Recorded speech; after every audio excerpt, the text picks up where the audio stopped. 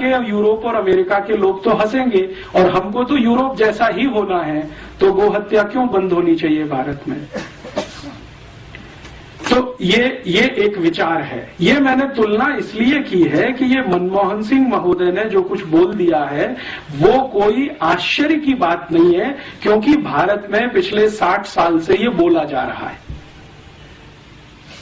अगर नेहरू जी ये बोल सकते हैं तो मनमोहन सिंह के बोलने में क्या तकलीफ है? और आप कहेंगे जी ये नेहरू जी और मनमोहन सिंह तक सीमित है, तो ये ऐसा नहीं है। भारत में पिछले 60 वर्षों में जो प्रधानमंत्री हुए हैं उनमें से 2-3 को छोड़कर लगभग सभी इसी विचार के हैं, मानसिकता के हैं। और प्रधानमंत्री से भी ज्यादा पिछले 60 वर्षों में भारत की योजना बनाने वाले जो बड़े अर्थशास्त्री हुए हैं या योजना आयोग के अध्यक्ष उपाध्यक्ष रहे हैं, वो तो इससे भी ज्यादा बड़ी मानसिकता वाले हैं। जैसे वर्तमान में योजना आयोग के अध्यक्ष तो हमेशा प्रधानमंत्री होते हैं, लेकिन मुख्य काम उपाध्यक्ष करता है। तो मोंटेक सिंह अहलूवालिया इस समय उपाध्यक्ष हैं। वो कहते हैं कि नेहरू जी जितनी तीव्रता से भारत को यूरोप बना सकते थे, उससे ज्यादा मैं चाहता हूं कि और ज्यादा तेजी से भारत यूरोप बने। तो वर्तमान में भारत के योजना आयोग के उपाध्यक्ष हों या प्रधानमंत्री हों या प्रधानमंत्री के मंत्रिमंडल में चिदम्बरम जो वित्त मंत्री हैं, ये तो 1996 में जब लंदन थे 24 अक्टूबर को, तो इन्होंने इंग्लैंड की बहुत सारी कंपनियों के अधिकारियों के सामने कहा था, वो रिकॉर्ड पर है, कि हमने 400 साल पहले अंग्रेजों को बुलाया और ईस्ट इंडिया कंपनी के लिए दरवाजा खोला। तो अब फिर से हम दरवाजा खोलना चाहते हैं, आप आइए और भारत को लेके जाइए, हम प्लेट में रख के भेंट करते हैं आपको। तो इस तरह की जो मानसिकता है, इसमें व्यक्ति महत्व का नहीं है, विचार महत्व का है। वो मनमोहन सिंह ये कहते हैं, चिदम्बरम ये कहते हैं, मोंटेक सिंह अहलूवालिया ये कहे, या कभी पंडित जवाहरलाल नेहरू ये कहें, या कभी कोई XYZ और कहे, व्यक्ति का महत्व इसमें नहीं है। विचार क्या है वो समझने की है, और विचार बहुत ताकत के साथ भारत के सत्ता वर्ग में ये बैठा हुआ है कि यूरोप जैसा ही होना अंतिम लक्ष्य है हमारा, अमेरिका जैसा ही होना अंतिम लक्ष्य है हमारा। मेरे मन में पिछले 10, 12, 15 वर्षों से ये विषय बहुत तेजी से घूमता रहा है कि अगर हमारी सत्ता व्यवस्था और प्रतिष्ठान के मन में ये पक्का बैठ गया है कि भारत को यूरोप और अमेरिका जैसा ही होना है, तो समझ लें कि यूरोप और अमेरिका क्या है। क्योंकि आप जब किसी के जैसा होना चाहते हैं और बिना समझ के होएंगे तो शायद इसमें कष्ट ज्यादा आएगा, समझ के साथ होएंगे तो शायद बेहतर हो जाएगा। तो मैंने सोचना शुरू किया कि जिस यूरोप और अमेरिका जैसा होना नेहरू जी चाहते रहे हैं, आज के मनमोहन सिंह चाहते हैं, मोंटेक सिंह अहलूवालिया चाहते हैं, या ऐसे और भी बहुत सारे राजनेता होंगे जो भारत की संसद में अलग अलग समय पर बोलते रहे हैं, अनेक अनेक दूसरी पार्टियों में हैं। बीजेपी में ऐसे कई नेता हैं जो भारत को अंग्रेज और यूरोप जैसा ही देखना चाहते हैं अपने तरीके से। कांग्रेस में ऐसे बहुत हैं, और अब जनता दल में भी ऐसे बहुत हैं, समाजवादी पार्टी में भी बहुत हैं, और अब तो कम्युनिस्टों के बीच में भी एक ही लॉबी है, वो ये कहती है कि भारत को होना तो यूरोप और अमेरिका की ही तरह से है, लेकिन मार्क्सवाद के रास्ते पर, साम्यवाद के रास्ते पर। होना तो आपको वैसा ही है, लेकिन मार्क्सिज्म से होकर, साम्यवाद से होकर आप वहां तक जाइए। और दूसरी जो लॉबी है वो ये कहती है कि कैपिटलिज्म के रास्ते से वहां तक जाइए। तो या तो आपको पूंजीवाद से होते हुए यूरोप और अमेरिका तक जाना है, या मार्क्सवाद से होते हुए यूरोप और अमेरिका तक जाना है। लक्ष्य वही है, रास्ते अलग अलग हैं। तो ऐसी परिस्थिति में मेरे मन में एक विचार आया कि ये गांधी जी क्या कहते हैं यूरोप और अमेरिका के बारे में, जिसको नेहरू जी खूसट बुड्ढा कहते हैं। गांधी जी के मन में क्या है? तो गांधी जी की लिखी हुई सबसे पहली एक किताब मैंने पढ़ी, जो उन्होंने 1909 में लिखी थी, हिंद स्वराज। बहुत पतली सी पुस्तक है, और मेरी विनम्र प्रार्थना है आप सब पढ़ें तो बहुत अच्छा है। तो उनके बारे में बहुत सारी जो गलतफहमियां समाज में हैं वो दूर हो जाए शायद। उस पुस्तक में गांधी जी लिख रहे हैं कि ये यूरोप और अमेरिका की जो सभ्यता है, ये तो बिल्कुल शैतानी सभ्यता है। शैतान शब्द उन्होंने इस्तेमाल किया है, और गांधी जी के सामने बहुत बार उस पुस्तक को रखकर पंडित नेहरू ने और भारत के कई नेताओं ने आपत्ति उठाई है कि आपने इतना कड़ा शब्द क्यों लिखा है कि ये शैतानी सभ्यता है। तो गांधी जी कहते हैं कि मैंने ये बहुत समझबूझकर लिखा है, भावनात्मक आवेश में आकर नहीं लिखा है। मैंने इस यूरोप और अमेरिका की सभ्यता को समझने में अपने जीवन के उस दिन से, जिस दिन से मैं लंदन आया, गांधी जी जब लंदन गए हैं पढ़ाई करने के लिए और वापस आए हैं, तो वो कह रहे हैं कि इस पूरे समय को मैंने इस सभ्यता को समझने में ही लगाया है। और मेरी जो समझ बनी है इस सभ्यता के बारे में वो ऐसी ही है कि ये शैतानी सभ्यता है। भारत में कभी किसी पुराने काल में कोई राक्षसी सभ्यता होती होगी, ये उससे भी नीचे गिरी हुई है। इतने कड़े शब्दों में वो कह रहे हैं।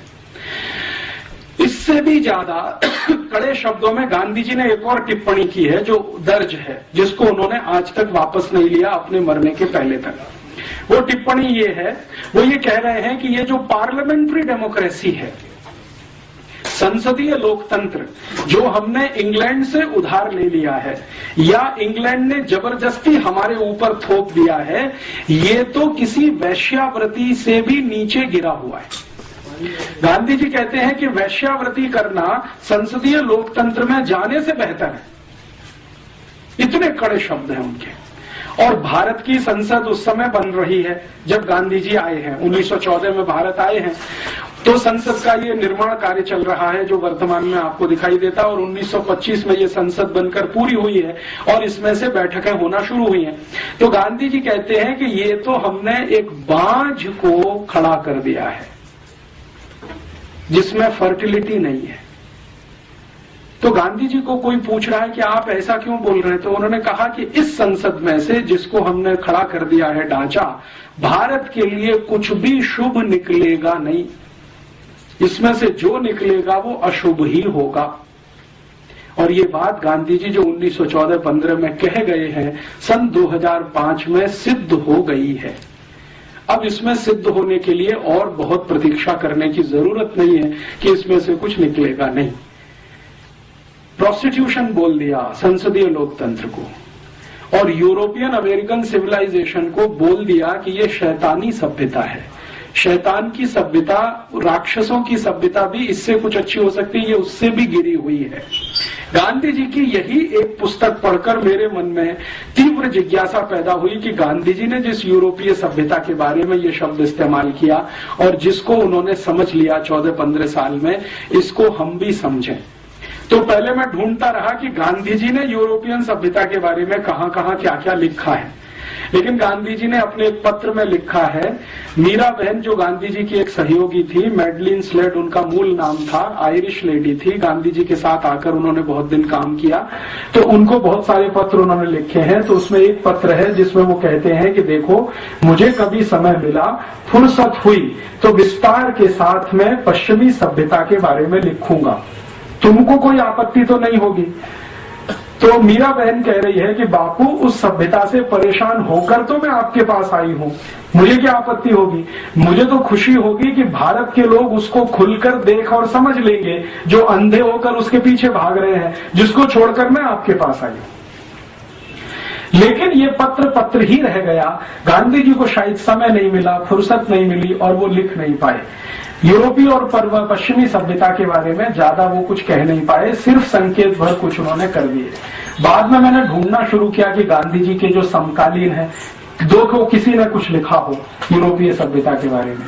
तो गांधी जी के जो समकालीन हैं और कुछ अच्छे लेखक इस देश में माने जाते हैं, उनमें से 2-3 ने कोशिश किया, लेकिन वो भी भरपूर तरीके से नहीं लिखा, संकेत मात्र है। जैसे एक जैनेन्द्र कुमार जैन बड़े हिंदी के लेखक हुए, गांधी जी से बहुत प्रभावित थे, पश्चिमी सभ्यता के बारे में उन्होंने कुछ लिखा है। अभी थोड़े दिन पहले हिंदी के एक बड़े लेखक का स्वर्गवास हुआ, श्री निर्मल वर्मा। उन्होंने थोड़ी कोशिश की है और पश्चिमी सभ्यता को गांधी जी की दृष्टि से देखने की, लिखने की, लेकिन श्री निर्मल वर्मा ने पश्चिमी सभ्यता के बारे में 2-3 फुटकर लेख लिखे हैं, कोई बड़ा पुस्तक नहीं लिख पाए। ऐसे हमारे देश में कुछ और भी हिंदी के लेखक हुए, कुछ कन्नड़ के हैं, तमिल तेलुगु में है। तेलुगु के एक बड़े लेखक हैं शास्त्री, वासुदेव शास्त्री करके, जो नारायण ये पीवी नरसिम्हा राव मंत्रिमंडल में कुछ समय तक उनके सलाहकार में थे, वो भी कुछ लिख कर गए हैं, लेकिन वैसा नहीं जैसा गांधी जी चाहते। मैंने बहुत ढूंढा भारत में, ज्यादा कुछ नहीं मिला। तो मैंने फिर सोचा कि अब कहां से लें। तो मेरे मन में आया कि जिन्होंने ये पश्चिम की सभ्यता बनाई है, उन्हीं से क्यों ना लें, डायरेक्ट उन्हीं से लें। भारत का कोई लेखक कुछ लिखता है उसके बारे में, उससे अच्छा ये है कि पश्चिम के लेखकों ने अपनी सभ्यता के बारे में जो लिखा है उसी को इकट्ठा करें। आप जानते हैं कि ये पूरी की पूरी पश्चिमी सभ्यता या यूरोपियन सभ्यता या अमेरिकी सभ्यता, जो भी नाम ले, इसका सबसे बड़ा अथॉरिटी अगर कोई माना जाता है पूरी दुनिया में, वो है प्लेटो। प्लेटो के बारे में दुनिया के सभी दार्शनिक एक वाक्य कहते हैं और वो बहुत महत्व का है, बहुत महत्व का है। वो वाक्य है, the whole of the European civilization is a foot note of Plato. The whole of the European civilization is a foot note of Plato. माने पूरी की पूरी यूरोपियन सभ्यता, पश्चिमी सभ्यता प्लेटो के फुट नोट के जैसी है। फुट नोट तो आप समझते हैं, किताब के नीचे जो कुछ आपने लिख दिया है। इसका मायने ये है कि प्लेटो यूरोपियन सिविलाइजेशन का सबसे बड़ा अथॉरिटी है। मैंने प्लेटो को पढ़ना शुरू किया और प्लेटो की जितनी भी पुस्तकें उपलब्ध हैं बाजार में, हिंदी में हो या अंग्रेजी में या किसी अन्य भाषा में, मैंने कोशिश की है कि उसको मैं जानूं। तो ज्यादातर अंग्रेजी में उपलब्ध है, मैंने वो सब पढ़ डाली। और प्लेटो की जो सबसे महान पुस्तक मानी जाती है रिपब्लिक, जिसके बारे में सारी दुनिया उसकी चर्चा करती है, उसको मैंने 8-10 बार पढ़ डाला। रिपब्लिक, प्लेटो खुद कहता है कि ये जो रिपब्लिक है वो मेरी सबसे अच्छी कृति है। प्लेटो ने बहुत कुछ लिखा, लेकिन रिपब्लिक के बारे में वो खुद कहता है कि ये मेरी सबसे अच्छी कृति है। सोक्रेटिस, सुकरात, जो बहुत कुछ लिख गए अपनी सिविलाइजेशन के बारे में, उनका मैंने कुछ इकट्ठा किया। देकार्ते, बहुत बड़े दार्शनिक हैं यूरोप के, उनका बहुत कुछ इकट्ठा किया। लेबिनिज, बहुत बड़े फिलोसोफर माने जाते हैं, उनका इकट्ठा किया। रूसो, जो मॉडर्न फिलोसोफर्स में जिसकी सबसे बड़ी ऊंचाई है पूरे यूरोप में, रूसो, उनका लिखा हुआ सब इकट्ठा किया। और यूरोप की अलग अलग विश्वविद्यालयों में अलग अलग समय पर उनकी सभ्यता के बारे में जो रिसर्चेज हुए हैं, उनके पेपर्स भी इकट्ठे किए। सबसे ज्यादा रिसर्च हुई है यूरोपियन सिविलाइजेशन पर, तो फ्रेंच में हुई है। फ्रांस की जो यूनिवर्सिटी है लियों में, जो सबसे बड़ी विश्वविद्यालय, पेरिस यूनिवर्सिटी जिसको कहते हैं, उसमें सबसे ज्यादा काम हुआ है यूरोपियन सिविलाइजेशन पर। वहां से कुछ पेपर्स इकट्ठे किए। उसके बाद थोड़ा बहुत लंदन में हुआ है, ऑक्सफोर्ड में काम हुआ है, वहां से इकट्ठे किए। और अमेरिका में जो सबसे बड़ी यूनिवर्सिटी मानी जाती है हार्वर्ड, वहां से कुछ पेपर्स इकट्ठे किए। और इतने सारे पेपर्स इकट्ठा करके पिछले कई वर्षों से लगातार मैं पढ़ता रहा, समझता रहा, नोट्स लेता रहा और कुछ लिखता रहा। उन सबको समझकर और देखकर जो पता चला, तो बात बिल्कुल सही है जो गांधी जी बोल गए कि ये शैतानी सभ्यता है। गांधी जी जो बोल गए हैं, शायद वो कुछ कम बोल गए हैं। इतना सब पढ़ने के बाद मुझे लगता है कि ये उससे भी ज्यादा आगे गिरी हुई सभ्यता है। इस सभ्यता के कुछ बिंदु मैं आपके सामने अभी लाना चाहता हूं।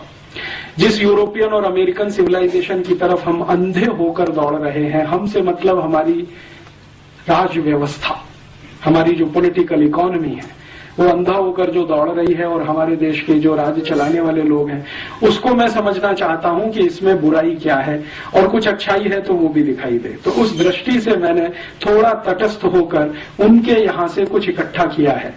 मेरे अपने 15 साल का जो अभ्यास क्रम है इस विषय का, वो ये बताता है कि किसी भी सभ्यता को अगर देखना हो, ठीक से समझना हो, तो उसकी प्राइवेट लाइफ आपको पता होना बहुत आवश्यक है। क्योंकि जो सिविलाइजेशन होती है वो प्राइवेट लाइफ से शुरू होती है। निजी जीवन जो होता है आपका, वो आपकी सिविलाइजेशन को पूरी तरह से बताता है। जो सार्वजनिक जीवन है वो सिविलाइजेशन को कई बार नहीं बताता। क्यों? क्योंकि सार्वजनिक जीवन में आप कई बार पाखंड कर रहे होते हैं, ढोंग कर रहे होते हैं, आप जो नहीं होते हैं उसको दिखाने की कोशिश कर रहे होते हैं। तो सार्वजनिक जीवन तो बहुत विवादास्पद हो जाता है। निजी जीवन में विवाद नहीं होता, क्योंकि वहां जो है वो है। घर के अंदर आप जैसे हैं वो आपका प्राइवेट लाइफ बता देता है कि आपकी सिविलाइजेशन कैसी है। तो यूरोपियन परिवार की या यूरोपियन समाज की, और यूरोपियन समाज में मैं जब भी कहूंगा तो अमेरिका शामिल है, तो यूरोपियन समाज की निजी जिंदगी को जानने की पिछले कुछ साल में कोशिश करता रहा। उसमें से जो तथ्य निकल कर आए हैं वो बहुत ऐसे हैं जो झकझोर देते हैं, कई बार स्वीकार नहीं होते हैं, कई बार डाइजेस्ट नहीं होते हैं। मुझको ये सारे तथ्य डाइजेस्ट होने में बहुत साल लग गए, और मैं, मेरे गुरु जिनका नाम है श्री धर्मपाल, जिन्होंने मुझे इस काम में बहुत बड़ी मदद की, उनके साथ इस विषय पर घंटों घंटों बहस करता रहा हूं पिछले 1997 से आज तक। तो वो ये कहते हैं कि तुमको क्या तकलीफ होती है ये सत्य को स्वीकार करने में जैसा वो है। मैंने कहा मुझे जो बताया गया है यूरोप के बारे में और अमेरिका के बारे में वो इन तथ्यों से बिल्कुल उल्टा है। तो उन्होंने कहा कि सोच लो, जो तुम्हें बताया गया है वो गलत है और जो अभी तुम देख रहे हो वो ही सच है। तो मैं उनसे हमेशा ये पूछता रहा कि जिन लोगों ने मुझे ये बताया कि यूरोप ऐसा है, अमेरिका ऐसा है, उन लोगों ने शायद इनको जानबूझकर छुपा के रखा हमसे। तो उनका इसलिए कि उनको तुम्हें गुलाम बना के रखना था। तो अंग्रेजों ने अपने बारे में योग बताया, वो थोड़ा अच्छा ही होगा, खराब क्यों बताएंगे? खराब तो तुमको खोजना पड़ेगा अगर उनका पूरा सत्य देखना है तो वो जो कुछ दिखाई देता है वो गांधी जी के कहे से बिल्कुल मेल खाता है। अभी मैं यूरोपियन सभ्यता के बारे में आगे बढ़ूं उससे पहले एक सत्य उनका आपके सामने उद्घाटित करूं, वो आप सब जानते हैं, लेकिन ध्यान में लाने के लिए, यूरोप जो है वो एक खास तरह के वातावरण में रहने वाला इलाका है। खास तरह का वातावरण माने जहां ठंड बहुत होती है, तापमान बहुत बार -20 डिग्री सेंटीग्रेड से भी नीचे चला जाता है, कई बार -40 डिग्री सेंटीग्रेड हो जाता है। दुनिया में माना जाता है कि 0 डिग्री तापमान जो है ना सबसे न्यूनतम है, लेकिन वो -20 उससे भी नीचे है, -40 और ज्यादा नीचे है। तो कई बार -20 -40 डिग्री सेंटीग्रेड टेम्परेचर हो जाए और वो 2-2 3-3 महीने तक लगातार रहे, तो आप कल्पना करिए कि कैसा इलाका होगा। भयंकर ठंड वाला, बर्फ वाला इलाका है। यूरोप में 23 देश तो ऐसे हैं जहां साल में 9 महीने सूर्य का प्रकाश जमीन पर नहीं आता। 23 देशों में तो सूर्य का प्रकाश 9 महीने तक जमीन पे नहीं आता। परिणाम क्या होगा? जिन देशों में 9 महीने तक सूर्य का प्रकाश जमीन पर नहीं आएगा, वहां की जमीन में घास का तिनका कैसे उगेगा? क्योंकि पूरा का पूरा जो साइंस है, बोटेनिकल और प्लांट वैरायटीज का जो साइंस है, वो तो ये कहता है कि बिना सूर्य के प्रकाश के जमीन से अंकुरण नहीं होता। बीज आप कितना भी डालो, लेकिन उसमें अंकुरण होने के लिए जो गर्मी चाहिए वो गर्मी सूर्य ही देता है। तो बीज तो आपने डाल दिया, लेकिन अंकुरण की ताकत तो सूर्य के प्रकाश में है। 9 महीने तक सूर्य का प्रकाश जिस क्षेत्र में नहीं आएगा, वहां 9 महीने तक तो जमीन में से कुछ नहीं उगेगा। तो यूरोप के 23 देशों में साल में 9 महीने जमीन में से कुछ उत्पादन नहीं होता, और 6 महीने तक तो बर्फ ही बर्फ रहती है। और बर्फ भी इतनी होती है कि उसको काट कर हटाना उनके जिंदगी का सबसे बड़ा काम है। आज आप कनाडा चले जाइए, इस समय ऑस्ट्रेलिया चले जाइए, न्यूजीलैंड चले जाइए, फ्रांस में चले जाइए, तो वहां की सरकारों की बहुत सारी संस्थाएं और प्रशासन बर्फ हटाने के काम में ही रात दिन लगा रहता है ताकि सड़क को चलने लायक बनाया जा सके। और यूरोप में ज्यादातर घर जो होते हैं वहां दरवाजे 2 तरह के हैं, एक तो आपका फ्रंट डोर है और एक छत के ऊपर से है। कई बार बर्फ इतनी होती है कि सामने का दरवाजा बंद होता है सड़क वाला, तो छत के ऊपर के दरवाजे से जाना पड़ता है। ऐसा इलाका है। तो उससे मैं एक ही बात आपके ध्यान में लाना चाहता हूं, बहुत ठंडी वाला इलाका है, बहुत सर्दी वाला इलाका है, ठंड सबसे ज्यादा होती है। गर्मी क्या होती है ये यूरोप के लोगों को अंदाजा नहीं है। कभी तापमान गर्मियों में 30 डिग्री के ऊपर चला जाए तो हाय तौबा हो जाती है।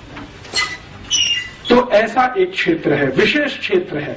ये अच्छा है खराब है मैं नहीं कह रहा हूं, मैं सिर्फ एक बात कह रहा हूं कि वो एक विशेष क्षेत्र है जो बहुत ठंडी में रहता है। तो एक कल्पना मेरे मन में आती है जो सच दिखाई देती है, लगातार लोग अगर ऐसे इलाके में रहते हैं तो शायद वो भी बर्फ जैसे ही ठंडे होते हों।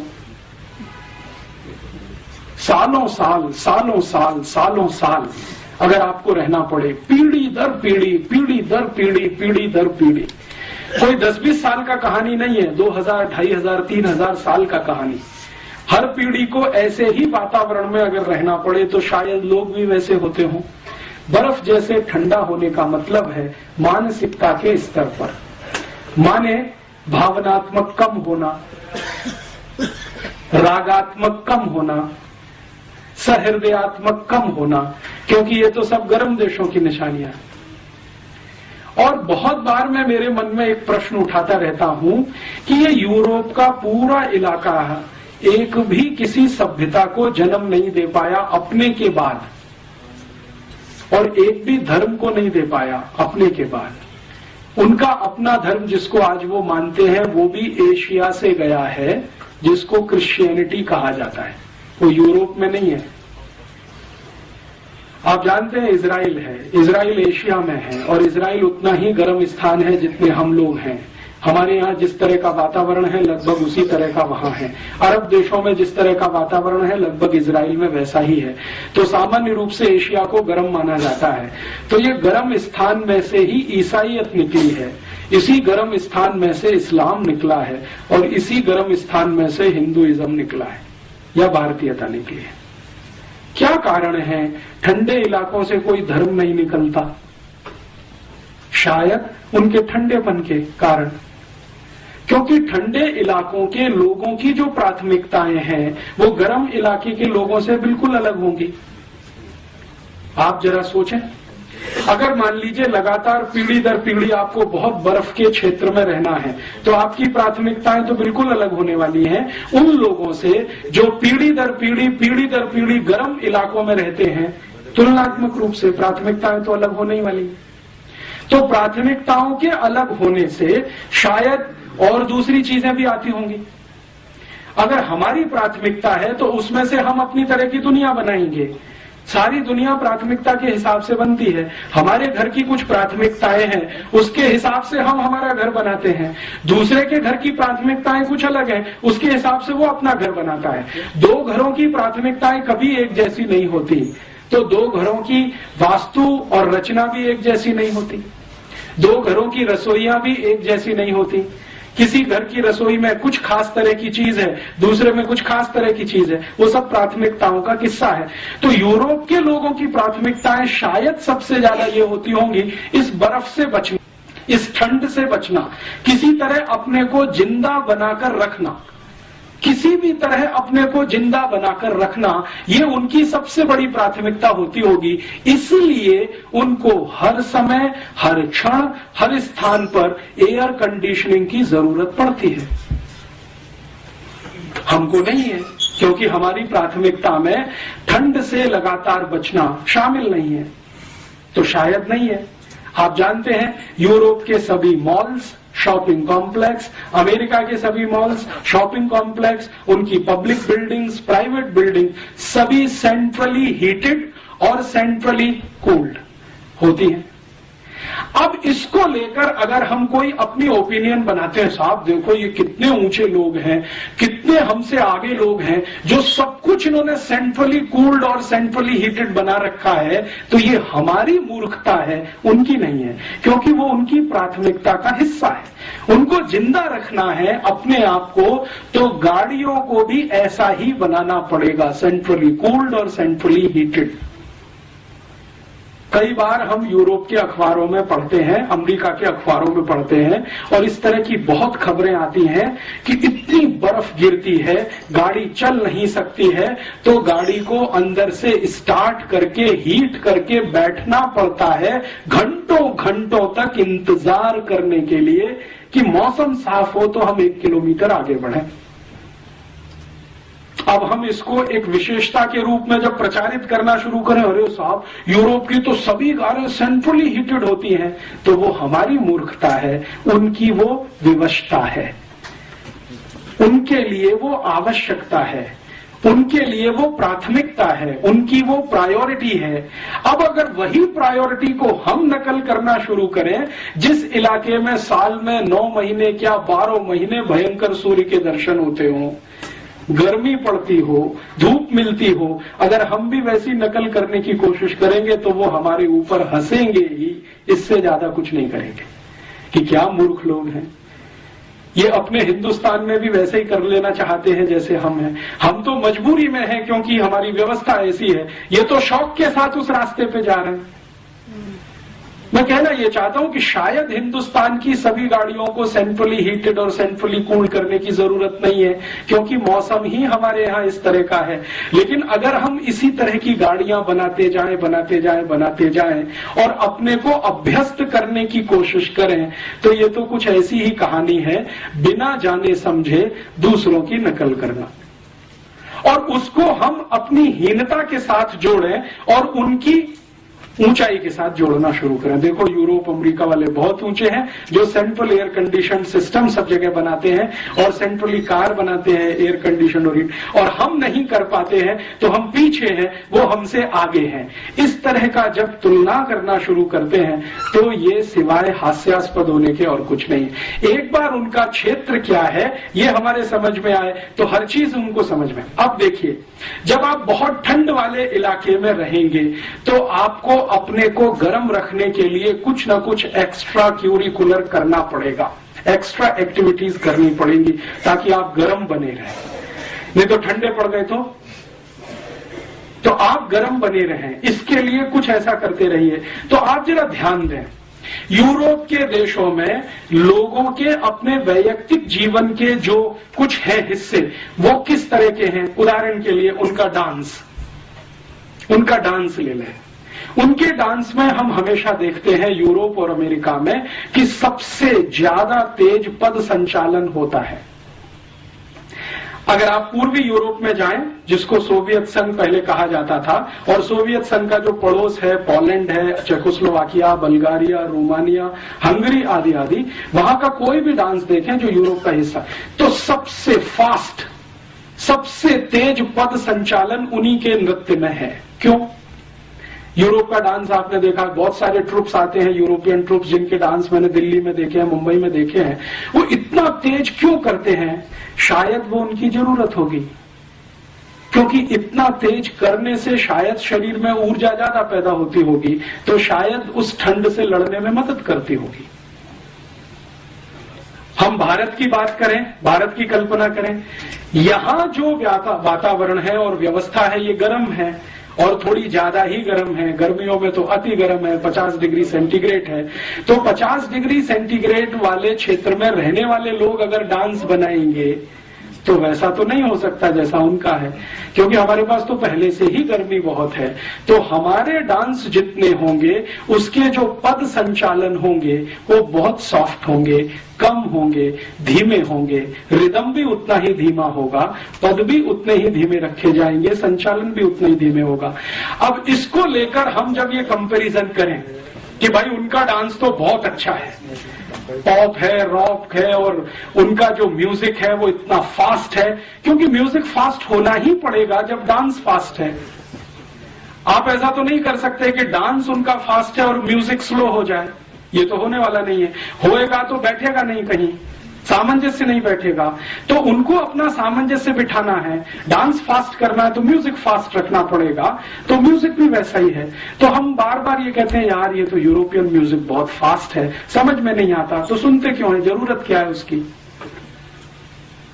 उस ठंडे क्षेत्र के लोगों की जो निजी जिंदगी है वो कैसी है, प्राइवेट लाइफ कैसी है।